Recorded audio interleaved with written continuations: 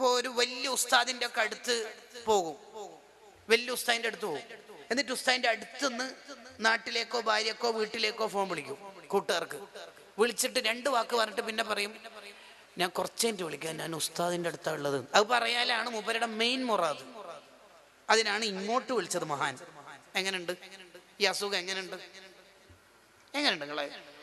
ഇനി വേറെയും ഉണ്ടാവും ചിലപ്പോൾ വാട്സപ്പിൽ, ഞാൻ തങ്ങളടുത്താണ് ഉള്ളത്, നിങ്ങൾക്ക് ഞാൻ ദ്വാരപ്പിക്കാം. ഓരൊന്നും പറഞ്ഞിട്ടൊന്നും ഉണ്ടാവില്ല, ഞാൻ തങ്ങളടുത്താണ് ഉള്ളത് എന്നാണ് ഈ പറയുന്നതിൻ്റെ മെയിൻ മുറാദ്. എന്തിനാണ് ഇതൊക്കെ നമ്മൾ കളിച്ചുകൊണ്ടിരിക്കുന്നത്? എന്താണ് ഇതിൻ്റെ ഒക്കെ താല്പര്യം?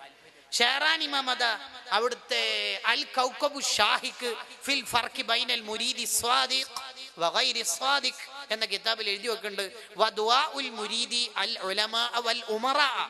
ചില ആൾക്കാരെ ആലിമീങ്ങളെയും നേതാക്കളെയും ക്ഷണിക്കും എടുത്തേക്ക്, ഇലാ ഹുളൂരി വലീമത്തിഹി, തൻ്റെ വീട്ടിലെ വിവാഹ സദ്യക്കോ ഹൗസ് വാമിങ്ങിനോ ക്ഷണിക്കും. എന്തിന്?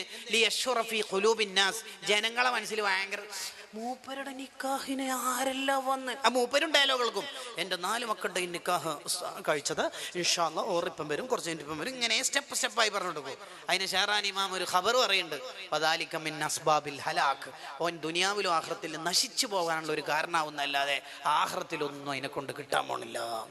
നാട്ടാർ വലിയ ആളാവുക.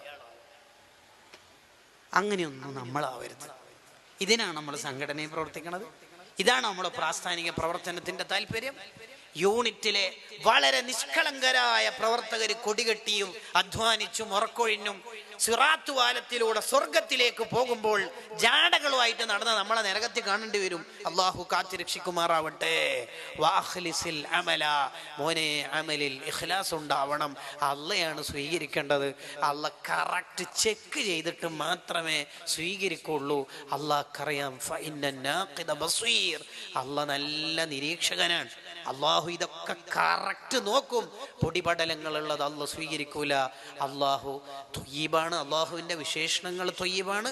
ത്വയ്യിബല്ലാത്ത നല്ലതല്ലാത്തതൊന്നും അള്ള സ്വീകരിക്കുന്നതല്ല.